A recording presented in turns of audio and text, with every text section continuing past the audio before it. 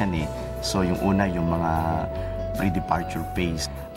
Yung paano nila maihahanda ang kanilang sarili sa kanilang paghihiwalay. Ikalawa, yung separation phase, yun yung time na yung father o yung mother ay nasa malayo. Paano natin ngayon matutulungan yung pamilya? And then, yun ding isang importante pa, yung reintegration phase. Na pagbalik ng isang OFWs, paano niya i-reintegrate yung sarili niya sa pamilya. Noong 1995, nagpasya ang ama ni Jinglet na umuwi na sa Pilipinas. Gamit ang sarili niyang karanasan, nagpasya si Jinglet na maging counselor ng ugat upang matulungan niya ang ibang pamilya na maalpasan ang suliraning idinudulot ng pagkawalay sa mahal sa buhay. Though totoo na nangingibang bansa may pera na kapagpapagawa ng bahay, pero sabi nga, aanin mo yung isang tahanan kung wala namang isang magandang relasyong pamilya, kung hindi naman kumpleto. Aanin namin ang lahat ng ito, wala namang kaming magulang na nag-aaruga sa amin. And nakakaawa din kasi yung negative effect na early marriage, like nga yung kapatid ko early marriage, at marami pa akong kilala.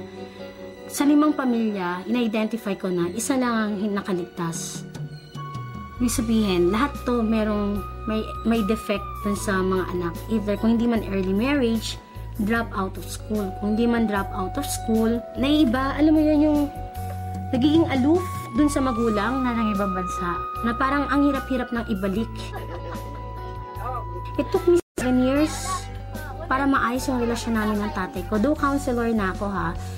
So, ibig sabihin, medyo pagdating sa reintegration period naman, ang nagiging problema naman ay paano paglalapitin o magiging makaka-cope up dun sa mga nawalang panahon, hindi na pwedeng ibalik. Diba? Hindi na pwedeng ibalik yung nakaraan. So, kailangan na makapag-adjust yung anak, makapag-adjust din yung ng ibang bansa. Ang problema, kung hindi makapag-adjust both, lalong mas matagal yung proseso ng reintegration, psycho-emotional reintegration na tinatawag natin. Ang kapalaran ng mga OFWs ay nagpapakita ng malawakang epekto ng kahirapan sa mga pamilyang Pilipino. Ngunit, halos wala itong pinagkaiba sa sitwasyon na dinadanas ng mga single parents.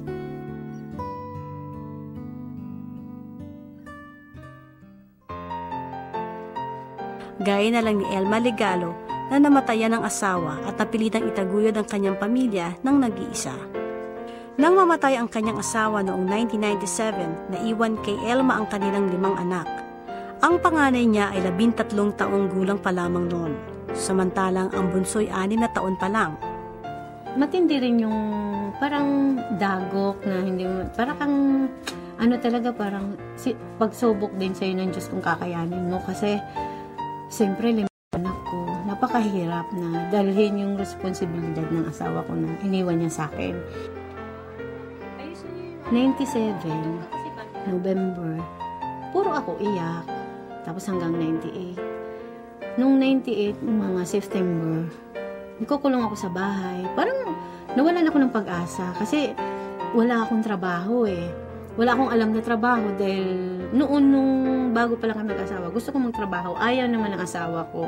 Na-realize ko na parang gusto ko magpakamatay. May time talaga na naiisip mo yung magpakamatay dahil napakahirap. Isang kapitbahay na single parent din ang humimok kay Elma na sumapi sa Damayan, isang programa sa kanilang komunidad sa Bagong Silangan, Quezon City. Yung Damayan kasi, yung samahan ng sulong magulang. Yun yung 3 klase yan eh. Yung single parent as a byuda ka, namatay asawa mo. Tapos yung as a single parent na naghiwalay kayo. Di siyempre, sulong mo yung responsibilidad din ng mga anak mo.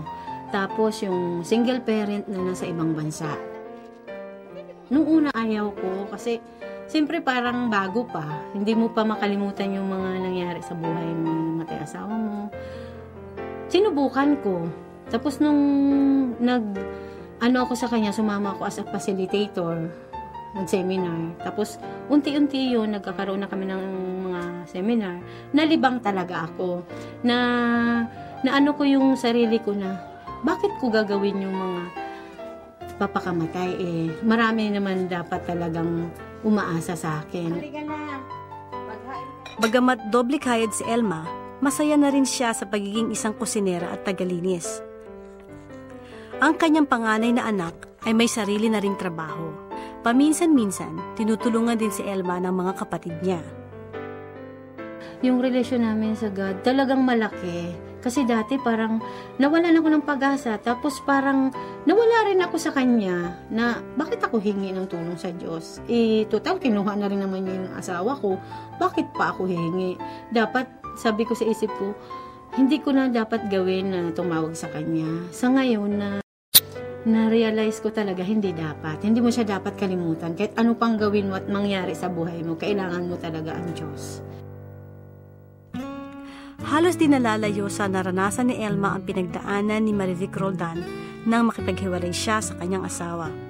Gaya ni Elma, hindi rin alam ni Marivic kung saan siya pupunta at kung sino ang kanyang lalapitan. Ngunit isang di inaasahang pakikipag-usap kay Bishop Soc Villegas sa EDSA Shrine ang naging daan sa pagbabagong buhay ni Marivic. I was there at the corner of EDSA and Ortigas and I decided to park at EDSA Shrine. I went inside and I asked the guard, may pari ba dito? I didn't even know that it was a shrine. The rector yun, so I looked for a parish priest. I did not even know the name of Bishop Soc at that time, Monsignor Soc. That was in 1992, I think, or 91. And I went to him. You know that the first time that we met, I just cried. And I think for the succeeding meetings, mga 6 times yun, iyak lang ako ng iyak. Isang personal na problema sa kanyang asawa ang naging dahilan upang magpasya si Marivic na hiwalayan ito. Masyado ako ma-pride. Siguro siya rin. Siguro yun nga rin yung problema ng wala ka ding spiritual guidance, wala ka ring parang ang nagibabaw sa akin pride ko Yung hindi na pwede talaga. Tapos, parang nga wala naman kasi ako nakikitang remorse. Wala naman ako nakikitang humihingi siya ng tawad. So, para ano, di ba? Para ano. Tapos, na-realize ko rin na siguro mas hindi maganda kung magkasama kami pero away kami ng away.